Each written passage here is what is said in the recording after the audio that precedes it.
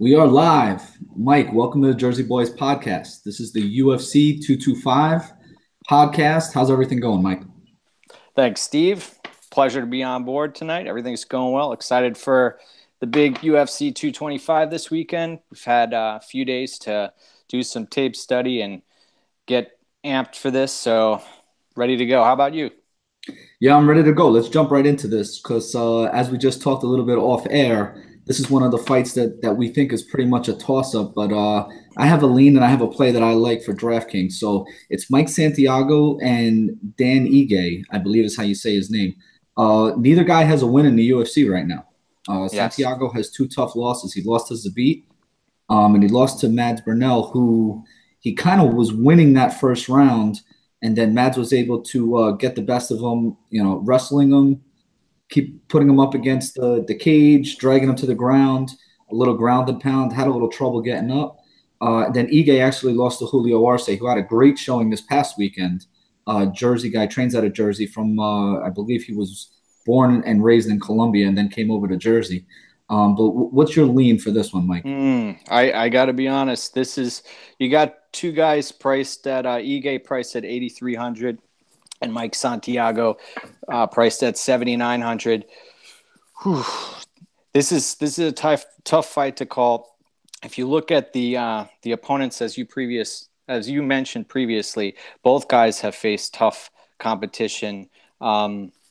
Right out of the gate, Santiago actually hung in there against Zabit and then lasted a while against Burnell. So one thing that sticks out at me is you've got Ige, a black belt. You didn't get to see him showcase it against Arce. He did show some signs of taking the fight to the ground, though not securing the takedowns. Ige, speaking of. So, to be honest, this is a fight I'm not going to play in cash. I'll tell you that. But good GPP play, action fight. You've got Santiago's wrestling. He is susceptible to being choked. You've got Ige, who's a black belt. I'll be honest. I'm leaning Santiago here, but we'll see how the guys look on the scales. And you know what? We're leaning the same direction here because I have Santiago also. Ige is interesting because he was a college wrestler. He can get his takedowns, like you had just mentioned. He is a BJJ black belt. I believe he trains with Habib and the Dagestani crew.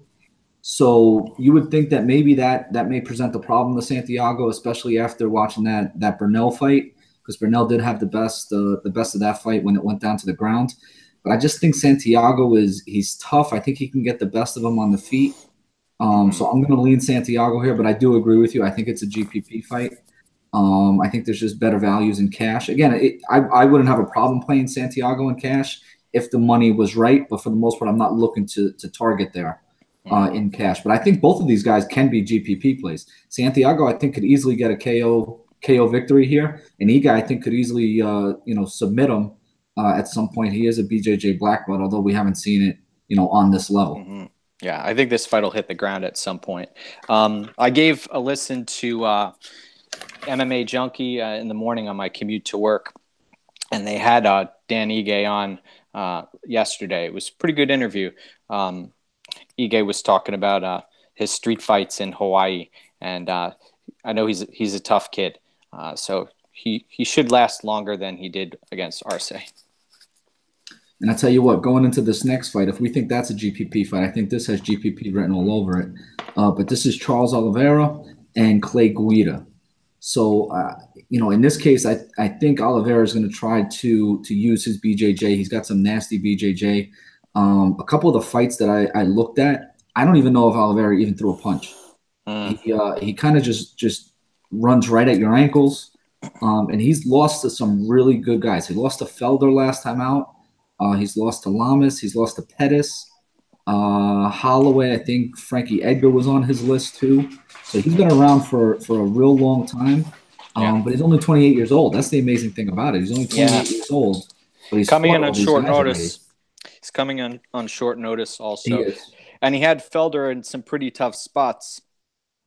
I'm I thought he surprised had he didn't. Felder finished. I thought that fight Yeah, was over. I thought so too. Uh, Man, tough spot. And then, do you believe in Clay Guida's resurgence? Went to Team Alpha Male, looks great, has a couple of victories under his belt recently, but I don't know, man. This could be a lackluster fight for a while because Guida is going to try to keep the distance. I do not think he's going to want to grapple with Oliveira at all costs. I think he's going to try to avoid it.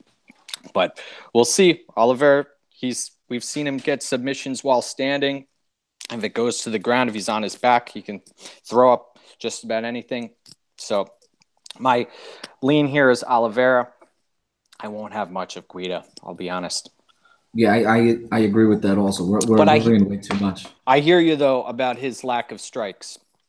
Yeah, I mean, I think it's a GP. That's why I say I think it's a GPP fight because if he doesn't get the quick stuff, and even against Felder, I think against Felder he kind of tired himself out chasing that submission early in that fight. Yeah. And again, when it comes to Guida, he's nonstop cardio. I mean, he can go for days. So that's the thing that worries me with Oliveira. Again, play him in a GPP, try to chase that sub in the first round, especially coming in you had mentioned. I think it's like 2 weeks notice, maybe a week and a half notice or something. Yeah. So if he's coming in and on short notice, Let's hope I don't he know makes if weight. if he even does make weight, that's a good point. I don't know if he's going to be able to go the distance here.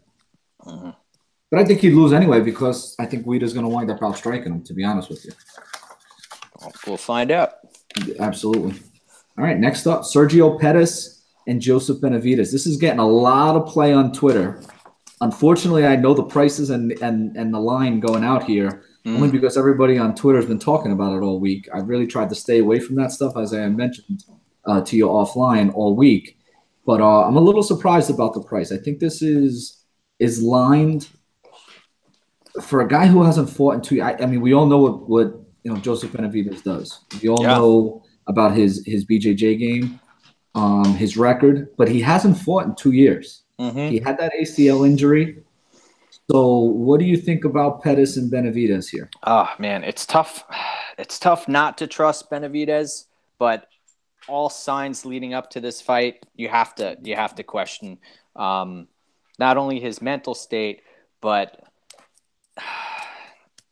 Sergio Pettis, 24 years old, crisp striker.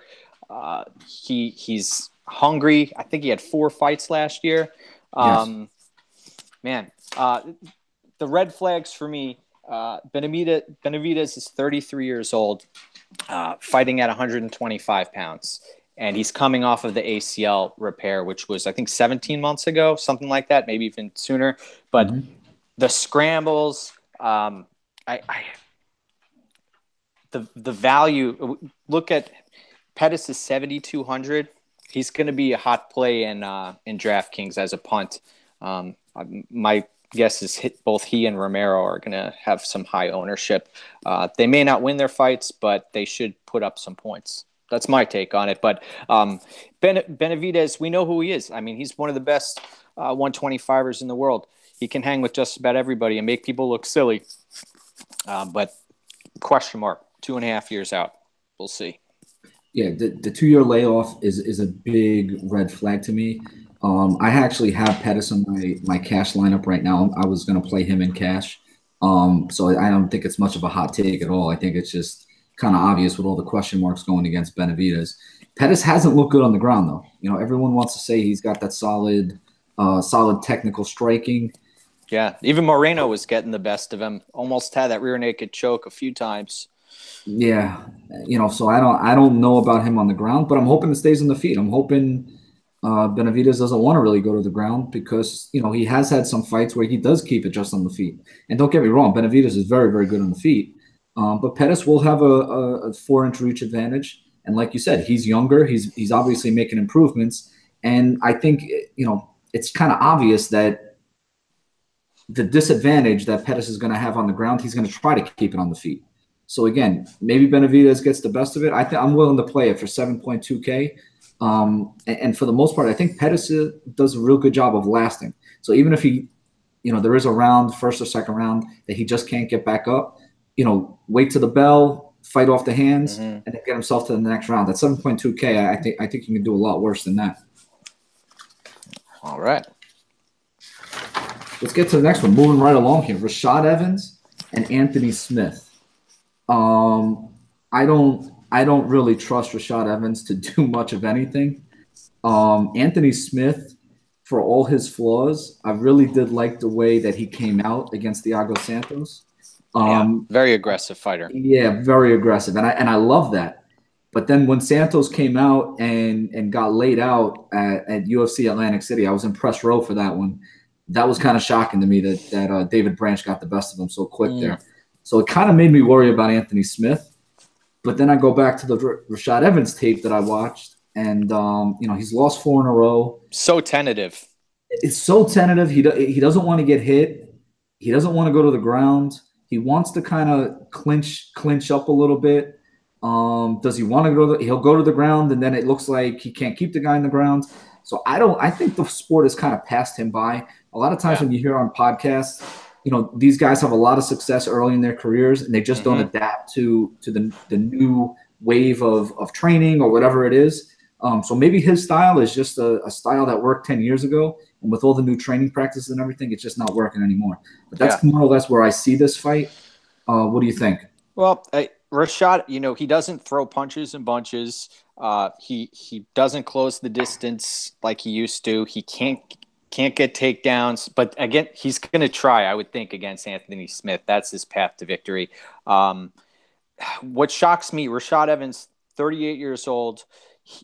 Anthony Smith is 29 years old, and actually Anthony Smith has 9 more pro fights than Rashad Evans. It's pretty incredible. One stat that I tweeted out earlier in the week that I was shocked about, Anthony Smith, 38 of his 41 pro fights have not gone the distance. That screams to me that this should end inside the distance. And it's at 205. That's the other thing. So these guys are going to they're going to have more power. Their gas tanks, you could say they were depleted at 185, but that's more weight to carry around. So I think Anthony Smith's going to get it done. I know I saw people on Rashad. He still has the physique. He still is he's the same human being, but as far as the fighter, I don't see it. Kind of like the way BJ Penn walks into the cage. It's not the same guy. And I'll be honest with you, I think Anthony Smith is pretty safe for cash or GPP. I think he's going to get the win here. So again, if we're chasing 4 wins in cash, I think he's going to get the wins, and I really do think it's going to be inside the distance. What you said earlier is 100% correct. I actually wrote that down. Rashad Evans closes the different distance and kind of goes in for a single shot, and then tries to just back up, but he doesn't really look to exchange. So he kind of runs away from any kind of striking exchange. So he, even in a decision fight, he's not going to score enough unless he gets some kind of a flash knockout, which again could happen. But for the most part, I just don't see that happening. I really think Anthony Smith is going to get him. And I did write that down also. Only 2 fights in his last 10 went to decision. So 8 of his last 10 fights were finished, either by him or his opponent. The other thing is Rashad, he has this wrestling pedigree. I think it's Michigan State, but he doesn't use it. And this is a fight that he could. So just something to be aware of. But Anthony Smith, he's usually not in boring fights. He's a very aggressive fighter, and I think he's going to bring it to Rashad. And we've got another Rashad up next. We do. In a fight that I'm calling another GPP fight because I'm not touching this one in cash. These guys on paper are, I believe, 0-4. They're both 0-2. They both lost both of their fights, and I believe both fights were stopped, so they both lost by stoppages.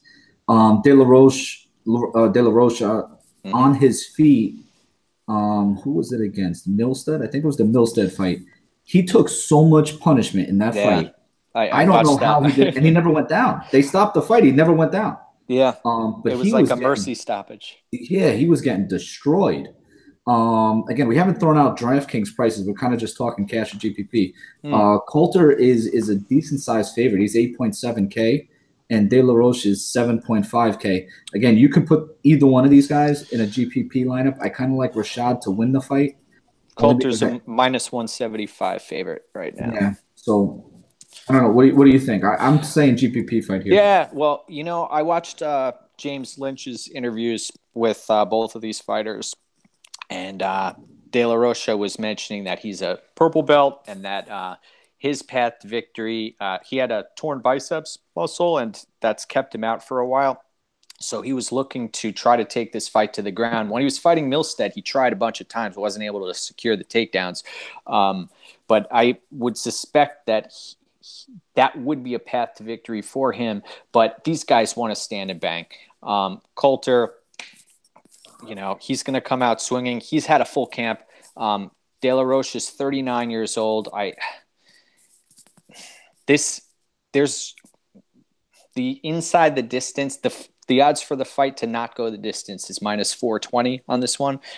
Believe it or not, it's higher on this fight than in the Arlovsky fight and also the Overeem fight. Just something to take note of. So this is definitely a GPP play. I lean Coulter just because he's the more athletic guy, and he also has had a full camp. Even though he's coming off of 2 knockout losses, and De La Rocha has an iron chin. Well, I take that back. He gets blasted all the time, and he will on Saturday. But we'll see. You won't get that 10-point DraftKings bonus for the knockdown. He won't leave his feet. Yeah, well, you want guys who are able to sustain and absorb punishment. Also, I think I mentioned that on the Alpha Pod a few pods ago, and he's definitely a guy who can take a beating. I think too, if you do want to play De La Rocha, he can possibly get that first round sub. You mentioned he has in the past entered some BJJ tournaments and I think some Muay Thai tournaments or kickboxing tournaments. I heard that on one of the I think it was Joe Rogan on the UFC, whatever it is, TV stuff. And for the most part, if that's the case, that's a great GPP play if he can just go for that sub, especially since he's coming in on short notice and may not have the cardio to go long. He just wants to kind of get it to the ground. And he's priced at 7,500, so leaves you a lot of room out there. And Rashad's 8,700, right in the middle of the pack, and that's where you want to attack that mid range. Oh, yeah. I think it's definitely a mid-range GPP fight. I'm not touching this one in cash. Okay. But who we got up next? I'm going to go with the Gadella fight. Again, this is where I had mentioned to you earlier that I think this is different than what I originally written down. But Claudia Gadella and Carla Esparza, I'll let you start here. What do you think about this fight? The line kind of got out of control real quick. Yeah, minus 550 on Gadella. She should walk right here. She should walk through Esparza. Although Esparza's got the grappling chops. We know that striking isn't her deal. Claudia, look at the opponents she's faced. She's coming off of the Andrade fight, right? I mean, she is, and I was actually just about to ask you that. What did you think about that fight? I'm assuming that my God, you may have watched that fight. So that was both her and Torres. They took, in my eyes, life-changing beatings. Although Tisha looked better at the end of that fight than Gadella did. I'll be honest, 9,400. I'm not willing to pay that. I think there are much better opportunities on this card. And Esparza, I don't see much value in her. I think she's going to get dominated, to be honest. That's my take on it. I didn't spend much time watching tape on this fight because we know exactly who these fighters are. That's my personal take on it. But for 9,400, I don't think that's going to end up on an optimal lineup. But we'll see. That's why they have the contest, right? Yeah, and I'll take it a step further. When I looked at that I literally watched the entire fight. I remember watching it live, and then I rewatched the Gadella Andrade fight. I was shocked that Gadella didn't throw up some more submissions. Were you surprised she didn't tap at any point? I was surprised she didn't tap, but I just figured she would go for. I mean, she does have the BJJ pedigree, so Mm-hmm. why wouldn't she be throwing up submissions, playing off her back as Andrade is getting the best of her and is heavy on top? I would think that she would play an angle and try to grab an arm, snatch a neck. I mean, do something. That's a She good kind of question. just submitted to the fact that this girl's on top of me. And again, she looked great in the first round. Yeah. Gedalia had a great first round. And Gedalia, she runs out of gas pretty quick. That's something that we noticed. Yeah, that's what I noticed too. So that's what I was worried about in this fight. That's more or less where I was going with this point. Yeah. Yeah. Then Esparza could be a sneaky play. I might have a share or two of her, but not much more than that. Me personally, we'll see though. That's why they make these fights, right? And I think for the most part, Esparza is going to try to take her down. I think she saw where Andrade had some success, and if she can be heavy enough on top that the BJJ, the submissions don't come into play here, Esparza may be a real sneaky play. Again, I didn't think that Andrade had any shot against Gedalia, and then she winds up winning the fight, going away. You know what I mean? Esparza's priced at 6,800. 6,800. I don't think it's cheapest on the card. I don't think it's a terrible play. I really don't. Now, don't get me wrong. I'm not picking her to win, but I think it's for DraftKings. I think you can play it. Okay, yeah, maybe a nice punt. We'll see. So Mirsad Bektic and Ricardo Lamas. Again, those two fights, the Esparza fight and Gedalia fight, they may be out of order based on what I originally written down. But Bektic is one of my most confident picks on this card. I really like Bektic. Against Darren Elkins, I mean, everybody kind of goes to that fight as Elkins really coming out party, and he strung a couple wins together. Bektic went into that fight as a minus 700 favorite. Yep. I didn't even realize that until I rewatched tape. And he was dominating that fight on the ground, striking everywhere. He is fast, man. But Elkins would not break. No. And I tell you one place Ricardo Lamas can have some success is Bektic needs to check those kicks. His kicking game is pretty good. He's 9-4 in the UFC. Again, that Josh Emmett left hook, left straight, left hook, whatever that was. I mean, he was stiff as a board. So Lamas is coming back. He's a little bit older now. He's 36 years old. I think the best of them may be behind him, and I think that Bektic can kind of get him anywhere he wants. Like you just said, takedowns, heavy wrestling, ground and pound, speed, explosiveness, striking is very good, powerful. And he's good. He's good on the counter too. Even if Lamas wants to try to dictate the fight, he's good on the counter punch. The thing I'm worried about this fight, I have a feeling there might be a feeling out process because both guys might respect each other's abilities. Lamas, I suspect he'll be tentative coming in off of the brutal knockout. We'll see, but I agree. Bektic, he's the younger, hungrier fighter in my eyes, and he's a well-rounded fighter. He's almost like a safety net in DraftKings because if he doesn't get you points on the feet, he'll get you points on the ground. He has subs. He's young. It's not like he's gonna gas out but he did towards the end of the Elkins fight. I mean, there's only so much damage you can inflict on someone, and you have to empty your gas tank trying to finish fights, and he did it a few times against Elkins, but couldn't finish him. So I honestly think that Bektic, we actually have a little value on him there at 8,800. The only thing is when you look at his opponent, though, Lamas is no slouch, as they say.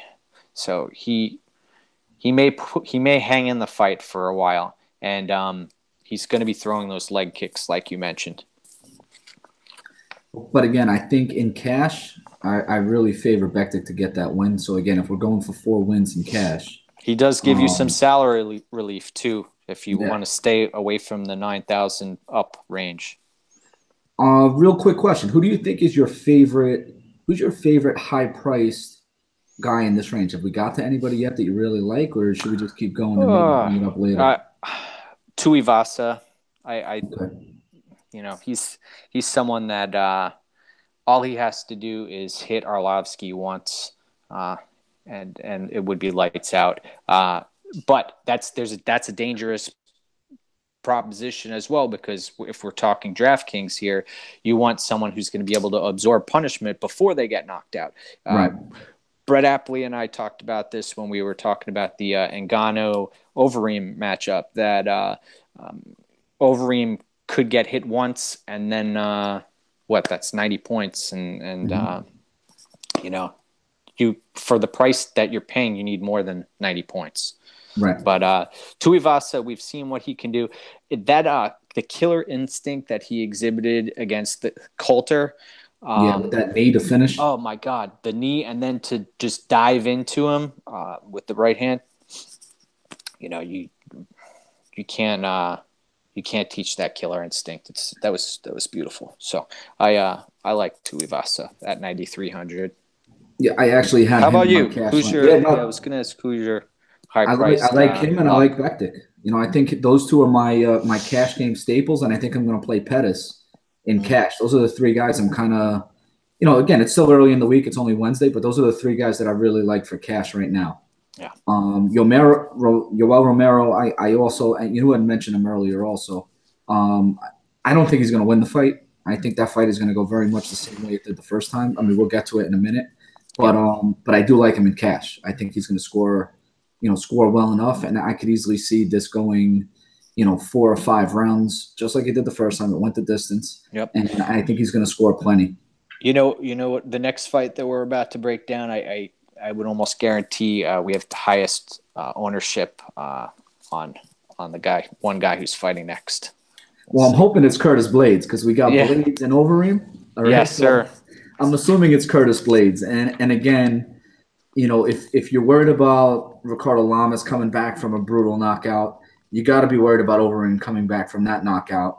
What Francis did to him, and again, Overeem is not taking this to the ground. Obviously, Blades is the one that's going to wind up taking this to the ground. If Overeem didn't take, Francis to the ground, there's just no way that he's going to look to take Blades down. But again, Blades has that wrestling pedigree. Mm-hmm. And again, his only loss was to Francis. And if Blades knew what he knows now, I could Mm-hmm. see him taking Francis down and probably running that fight back and winning that fight if he does what Stipe did. But what do you think? What's your take here? Well, Blades, his striking defense leaves much to be desired. That's just something to be aware of. Mark Hunt was laying the lumber on him early, and Overeem, we know what he possesses as a striker. One of my favorite all-time fighters. Unfortunately, I got to watch him get brutally knocked out by Shogun at Pride 33, and I also, man, it's sad because I honestly wish he would have retired after the Stipe fight. I know he's had somewhat of a career resurgence, a few of them, but Curtis Blades, as a DraftKings play, he's exactly what you want.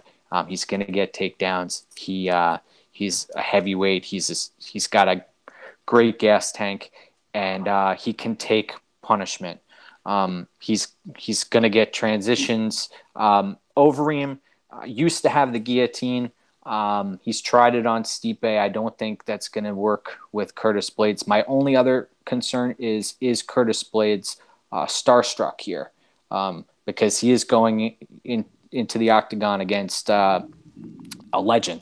So my pick is Curtis Blades. The line opened up, I think it was a gift at minus 125 or minus 130, and now it's skyrocketed. Well, not skyrocketed, but it's up to about minus 170, minus 175. Been hovering around that. Still playable though. I don't Yeah. think it's too out of hand. Mm-hmm. Yeah, but I think Blades takes this, and I don't see Overeem being able to absorb even strikes on the ground. I could see Blades hammer fisting Overeem away, and the fight ends. But inside the distance, I think is a safe bet, but we'll see. We'll see how that I works. don't know if you looked at the record. I was kind of shocked. Do you know how many times Overeem has fought? I'm looking at it right now, 43 Okay, and you have 16, right? yeah, 50. When I saw that number, I was like, Jesus, that's a lot of freaking fights. Yeah. Last four fights, he's 2-2. And that Again, doesn't include all the K1 and all yeah, the other yeah. stuff that he's been involved in. Yeah, it's He's got a wild. ton of fights. I'll tell you what, you just mentioned about Blades. He does take some punishment. His striking Mm-hmm. defense, just keep in mind, he's never been knocked down. Hunt didn't knock him down. Francis didn't knock him down. Francis, he lost that fight, but he lost it because of a doctor stoppage. Again, watching these fights and tape study, I spend way too much time watching tape, by the way. Mm-hmm. But even in the Hunt fight, you just brought up Hunt. He attempted 14 takedowns versus Hunt. So again, I think what Curtis did is he realized that anytime there was any kind of contact, any kind of striking success Mm-hmm. by Hunt, he just took him down, which is what you want on DraftKings, right? You want Yeah. all those takedowns. So Yeah. I Oh, think it's a great play. I actually, sneaky here, but I think this could be a decision fight if Blades just keeps taking him down and doesn't knock him out, yeah. because Overeem is. And I'll even go a step further. Something else I saw, and then I'll let you chime in here. Sure. Overeem versus Werdum. When he fought him, Overeem had his hand so low because he was worried about the takedowns. So if that's going to be the case and Overeem's going to keep his hand so low, I think Blades can knock him out. But again, now is he going to be overly worried about the takedowns? I really just don't know what Overeem's going to do. Is basically what I'm saying right Yeah. now. Well, one thing I failed to mention this earlier, but Overeem's knees, from the clinch, while Blades is trying to get inside, he's got to watch out for the knees. And also, the other thing is Overeem, when he came back as Econo-Reem, he tried to keep the distance and run, but also preserve his whatever he had as far as a gas tank goes. But I don't see him being able to do that effectively in this fight. He's got maybe a round and a half, 2 rounds in him as far as cardio goes. We'll see. We'll see what happens. Great fight though. It's a shame it's on the prelims, but what are you going to Yeah, do? unfortunately, now we go to a fight that I honestly have no idea. I I feel can tell you a dirty. whole I bunch of feel things, but dirty talking about this fight. yeah, I have no idea what to tell you. All right. I feel like I know a little bit about MMA, and then I come to this fight. So we have CM Punk and we have Mike Jackson. I'll let you go first, and then Oh, I'll chime in after. oh, What do yeah. you want to say? It's just a disgusting fight. It's probably going to end inside the distance. Um, the only thing I can say is they gave. We should make this real quick, to be honest. But Mike Jackson, he was brought in as an opponent that is on the same level as CM Punk. I don't. I know there are points to be had as far as DraftKings goes. This is going to be an ugly fight. There will probably be some sort of scrambling if somebody doesn't get knocked out. Does CM Punk or Mike Jackson possess the knockout power? CM Punk, 39 years old, not an athletic human being. I know this fight may end up on an optimal lineup somehow, some way, but I feel dirty even saying that. But I don't feel comfortable even discussing this fight, to be honest. Like 100%. I was just about to say this is the DraftKings troll for the year. You know what I Yeah. mean? Like nobody wants to play this fight, and yet Nobody the wants to chances talk it about it. nobody wants to talk about the chances it winds up on an optimum lineup. It like I almost feel like that's the narrative. That's the narrative play right here. Like you got to play this fight because it's going to happen. I'll talk about a little thing. Okay. Duke Rufus came out again. He's saying all the right things about CM Punk. Of course, the coach is going to say nice things. I get that. CM Punk is from Chicago. Lost to Mickey Gall by submission. Both of these guys lost to Mickey Gall by submission. A Jersey guy here. Mike At Jackson. 7,600, CM Punk might be a fairly highly owned. Yeah, and when you're talking about mid-range, this is a mid-range fight. Yeah, it I is. even went back and watched. Mike Jackson has some experience in Muay Thai and boxing. He's 2-0 as a pro boxer. So I went back and I watched a fight against Jeremy Holloway from January 28th, 2017. I watched Oh, nice. this was a Muay Thai bout. And he I mean, the announcers, they come out, they're talking about Mike Jackson. He's fought in the UFC and all this other stuff. He comes out and he just doesn't even throw punches. And they're trying to talk nice about the guy, like, he's avoiding the exchanges. Holloway's coming out and he's real aggressive. Mike Jackson's really doing a good job of bobbing and weaving. He lost a 3-round decision to Jeremy Holloway. He kind of Yeah. looked exhausted, and these were 3-minute rounds.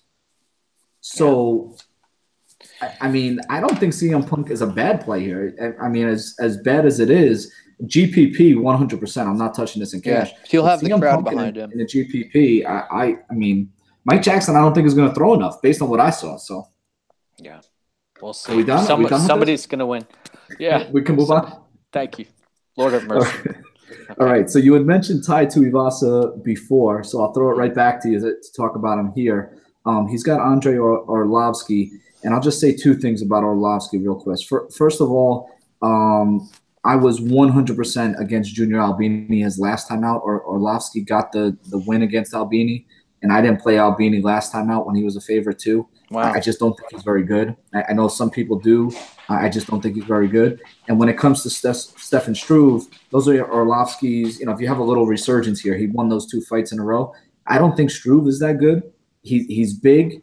He did knock out Stipe, which obviously is his claim to fame at this point. Yeah. I don't think he's that good. There's a lot of recency bias out there too. I mean, everyone's going to cling on to Arlovsky's takedowns that he had in his last fight too. But when you look at Tuivasa, he has, I know, both he and Coulter went to the ground at some point. But Tuivasa has a low base. He's one of Mark Hunt's main training partners, and he's got a very he can absorb punishment if he has to. I know Adam Newsom and I were contacting one another and talking about how Arlovsky is going to make Tuivasa gas out after the first round. We'll see if that actually plays out. I'm shocked. Tuivasa, I believe, is 25 or 24 years old. Arlovsky's 30, 38 or 39. 39, yeah. Man, and he has so many miles on him. I watched Arlovsky get brutally knocked out by Sergei Karatanov live a long, long time ago. I think it was about maybe 10 or 11 years ago. And holy cow, I can't even believe that he's still fighting. But hey, he looks good in there. Tuivasa, to me, I'm rolling with him. I'm rolling with him on Saturday. He's got big power. He's willing to close the distance, and he throws punches in bunches. And I don't think there's a way Arlovsky can avoid getting decked here, to be honest. Yeah, I mean, I think he's going to try to grind it out. I think you're right with that one. I think he's going to try to get out of the first round. Tuivasa's never been out of the first round. He's 9-0. He's never been out of the first round. Yeah. Whose fault is that, though? I mean, again, you got to try to grind it out. You know what I mean? And that's the way to get to that second round on him. But I mean, he's opportunistic. I mean, we saw it in the Coulter fight. You know what I mean? He came in and went after him and finished him with that knee. Orlovsky did attempt 9 takedowns against Struve, but then he only attempted 1 takedown against Albini. I know Albini has that BJJ pedigree, so maybe he didn't want to go there. But I mean, I think this is going to play out on the feet. You had mentioned maybe he's going to go for takedowns. I did go back and just look at fights. How many takedowns did he attempt in fights? And I saw the 9 takedowns against Struve, and obviously he beat him. But I don't know. Tuivasa is tough, man. He's got nasty elbows. His kicks, his heavy legs. Yeah. Those kicks are just heavy. So I think he's a great thick dude. Yeah, he's a big guy. But again, we don't know if he does get out of the first round. It could spell some trouble. Yeah, if that would be a spoiler. Does come into it, So we got Holly Holm and Megan Anderson. I don't know why it's not Megan. Megan Anderson. Yeah, Australian. Yeah, I guess that's why. A bunch of them on this card. Yes. There are 3 or 4, right? Yep. Who is it? It's Tuivasa, Megan Anderson, and Whitaker. Whitaker, right? Yeah, the three of them. Holly Holm, the ultimate decision fighter. I know she did knock out Betch Correia. Yeah, and Don't really think very. she didn't look good before that head kick. No, she didn't. She didn't. It was kind of a 50-50 fight there, and then knocked her out. But again, I don't really think very highly of Betch Correia myself. Yeah, She did last against Cyborg. She lasted to the she looks decision. great compared to her previous fights against Yeah, Cyborg, and I was she was doing actually. well in the clinch too. Did you go to the Durandamy fight? Yes. Oh man, Yeah, that was the worst. That that was the was a worst card. I was disgrace. at that. Mm-hmm. I think that's when we started talking on Twitter. We were both at Yep. that, and I think you mentioned posted on something I posted. But you know, before I drink my water here, so Home is a boxer, kickboxer, striker, volume striker. If you look at some of her fights, I mean, you're in the two against Cyborg. She threw 232 strikes. Unfortunately, I think she only landed like 40 or 50 of them, but she will throw a lot.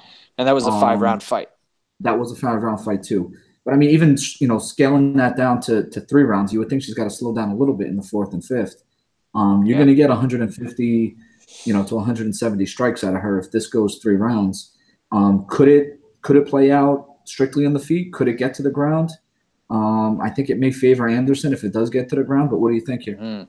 Well, I watched as many fights as I could. Anderson, who's been very inactive, very, very tall, lanky, almost looks clumsy out there trying to strike.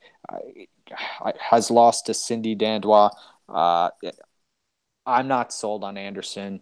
I understand the hype. She has an accent. She's rare for the size and the weight class, but I'm not a believer. I think Holm pieces her up throughout the fight, and Anderson puts herself in situations to be countered. I think that's what's going to happen throughout the entirety of the fight. I don't see this one ending inside the distance. I I think it's going to be a lackluster fight, but I think Holm gets the decision. That's my take, and I don't think it's going to be worth a DraftKings play on Holm unless Anderson, surprises everybody. I don't see it, but how much improvement could she make from what we've already seen on tape? I don't see it. What did you think of Anderson? I mean, what I would say is she's 28 years old now. Mm, She hasn't fought in 15 months. So basically, the last time she fought, she was 26 years old. I did notice that James Krause was in her corner. He's her striking coach. okay. So to take that for what it's worth, I think that she's probably going to show some striking improvements. I do think that for the most part, she's very long. There's Yes. going to be a difference. I think she's going to have her by about 4 inches in this fight, which may Yeah. present an issue with that. Maybe she can get an overhand right. But for the most part, a lot of her punches were just straight. You know what I mean? She doesn't really come in at angles. That's what I noticed. And she took a decent amount of punishment against Charmaine Tweet, I believe the girl's name was, that she beat in Invicta for that championship. So that was her Mm-hmm. belt. And she hasn't fought in 15 months after that. She was supposed to fight Cyborg, I believe, and I don't know what the injury was. I wasn't able to find that out. But Yeah. I don't know. She'll clinch up. She'll go for takedowns. I don't know how Holmes going to be on the ground. I wouldn't be surprised if she goes for takedowns. The one thing I did notice is her corner is pretty good. So I know James Krause is in her corner, and in that Invicta fight, she got hit early in that fight, and then kind of backtracked and didn't throw as much volume after that. And her corner went right after her and said, "Listen, you got to throw more volume. You got to throw more volume." And then she knocked the girl out in the second round. So Yeah. I My think she's take is coachable. just yeah. My take is just Holly Holm has far superior boxing, and I think that's going to show itself during the fight. But we'll see. I mean, I think Anderson's a question mark. I wouldn't personally have many shares of her in DraftKings, but to each their own, right? Yeah, and again, in cash, I don't think it's a terrible play. In GPPs, like you had just mentioned, a couple shares. I'm going to throw in a couple lineups. I think I'm going to 7,300 play. for Anderson. Yeah, I think she opens up some possibilities. If you're gonna play, I usually play about 10 lineups in GPPs. I may Mm-hmm. throw her in two lineups. Okay. So the Yeah. next fight, If she lasts the distance, she'll pay off. Okay. yeah, I think so. We'll see. Rafael dos Anjos and Colby Covington, our co-main Ah, event. Dos We got a Nachos, they call him. we got a 5 rounder here, right? Yes, sir. Yes, sir. This is going to make or break, I think, a lot of lineups out there. We'll see what happens here. I know everyone's expecting Colby Covington to do what he's done with all of his previous opponents, which is blanket them and rinse and repeat takedowns for as many rounds as there are. Um, my take is that that may happen, but the will of Dos Anjos will show itself at some point. This guy has no quit. He's a cold-blooded fighter. Um, I can understand how I mean this isn't a sure bet on either guy. But personally, I believe Dos Anjos has multiple paths to victory. Um, he can lock up a submission. We know that Covington's been susceptible in the past. People say he was injured heading into that fight, etc. But With Dos Anjos, Worley. Is that the one you're yes, talking? yeah. Okay. But Dos Anjos, I mean, he has leg kicks. He has the striking. He has the clinch game. He doesn't have the wrestling. He's the smaller fighter. He doesn't have the wrestling pedigree. He does have a gas tank. We've seen that against Yes, other yes. fighters. But how is he going to react when Covington's draining him for multiple rounds? I would love to see sometime during this fight. I we haven't we haven't seen it before, but how's Covington off of his back? If somehow, some way, Dos Anjos is able to do it, I'd love to see that. But and I don't hate Covington. I respect his game. He's made me a lot of money in the past. This fight could go either way. So I lean towards Dos Anjos, but I totally understand where people are coming from a DraftKings perspective, Covington's cheaper. He's going to rack up takedowns, but at some point, who's going to be the one to break and wilt? Kim, he basically folded. We saw what Max Griffin did. Look at the level of competition's, so much different. What's your take on this fight? I think if you look at their past and you that's why I mentioned Worley Alves. Mm, Covington came in like a bat out of hell, went after him and got himself submitted in the first 2 minutes. You know what I mean? He was able to snatch his neck, and Alves tapped him. You know what I mean? Now on Dos Anjos, one of his losses is to Habib. Habib got the best yeah, of him when that was years he ago. it Also, was. It was. But again, if you and again, he's a dominant wrestler. But I mean, Kobe Covington was an All-American at Oregon State, so for the most part, he could be a dominant wrestler. And again, when has Covington actually stayed away from his wrestling? He only stayed away from his wrestling against Maya, which everybody's done. Usman kind of stayed away from it, and so is Woodley. So for the most part, I mean, I think what's playing out on Twitter and what I've seen is if it gets to the ground and Covington's able to get his takedowns and wear him out, he can get a win. If the game plays out on the ground and Dos yeah, Anjos can get the best of the striking exchanges. Personally, I think it's a great fight to play. I think it's going to go to decision. I think in cash you can stack this fight. You could stack this fight. You can stack the main event fight. You got yeah. two fights here that you can stack if you There wanted could be to. a double stack. So I think it's a great fight to do that. You just kind of pick what you want to do. I think there's a lot of points in this fight. I think Covington is going to get some takedowns. There's no I've way. mhm. There's just no way in a 5 round fight that he's not going to get him. If it goes 5 rounds, he's not going to get himself 5 or 6 takedowns. Yeah, I've never double stacked before, but I haven't either.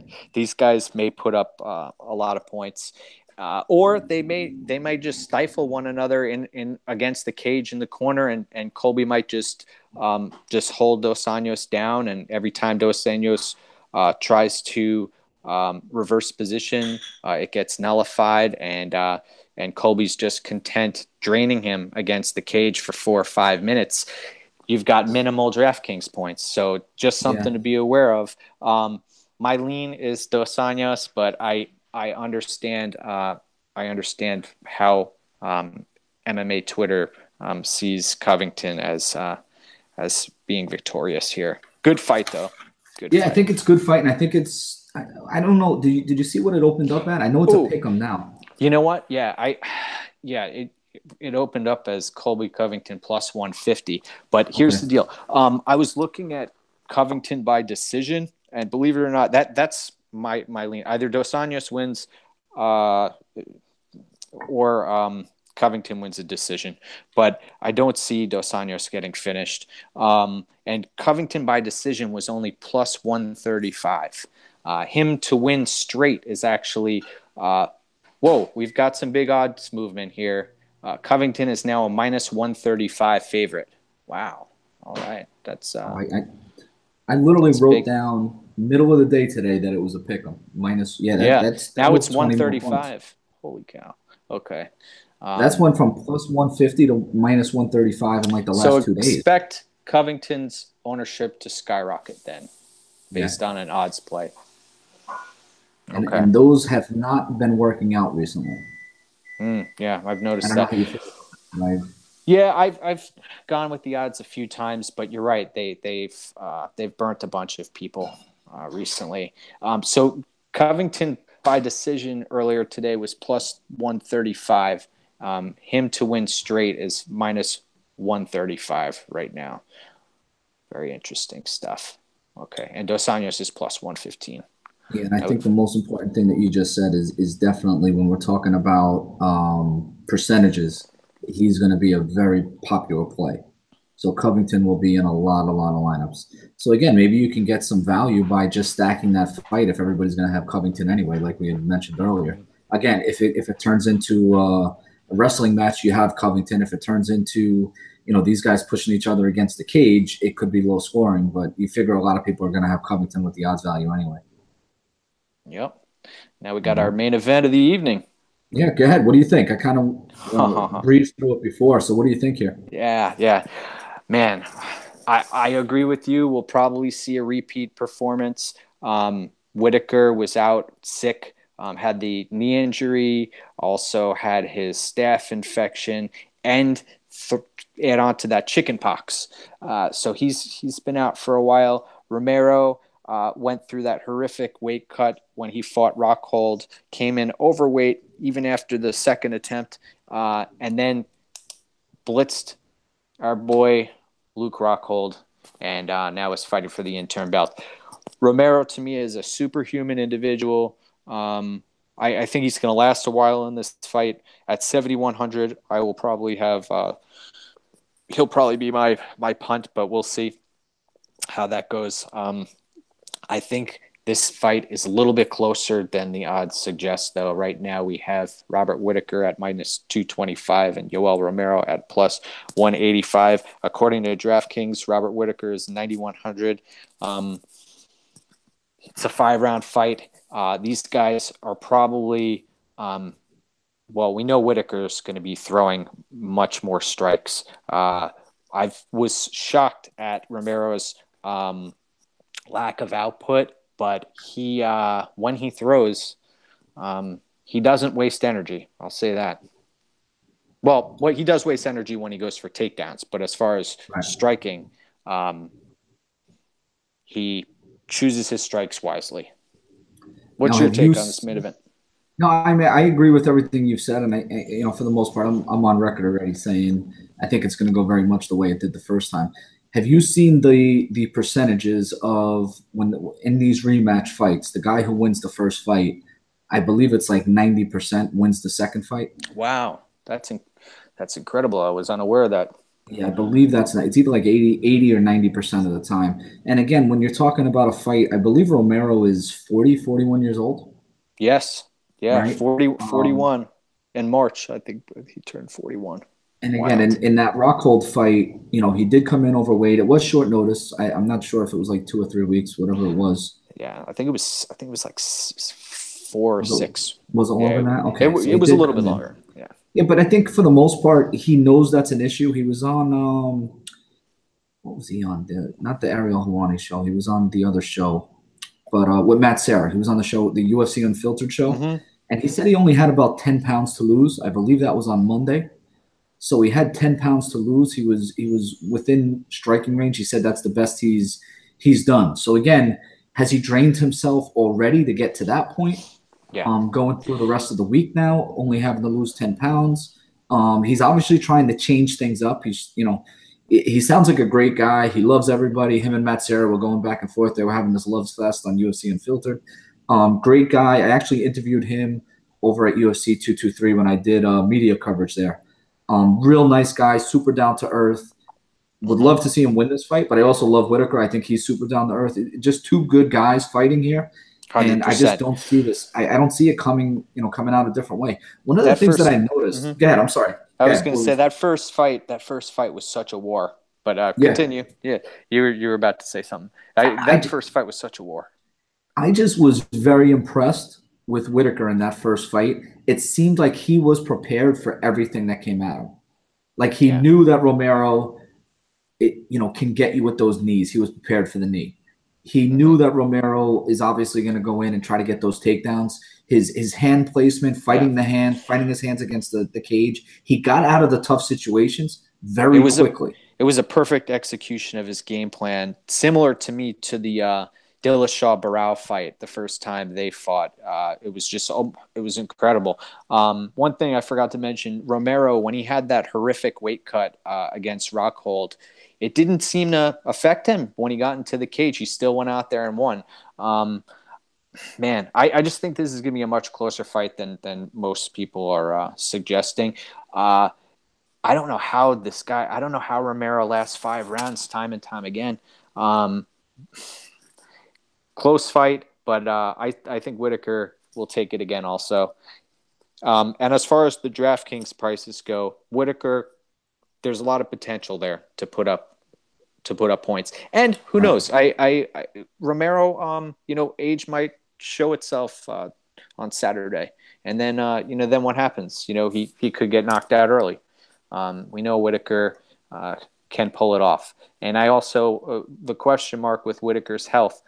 This is something that he dealt with in January, so we're 5 months removed from his what I mean when Dana White was talking about how it was basically a life or death type situation with the Right. staph Yeah. infection, that Yeah. it was He did. eating away his stomach, etc.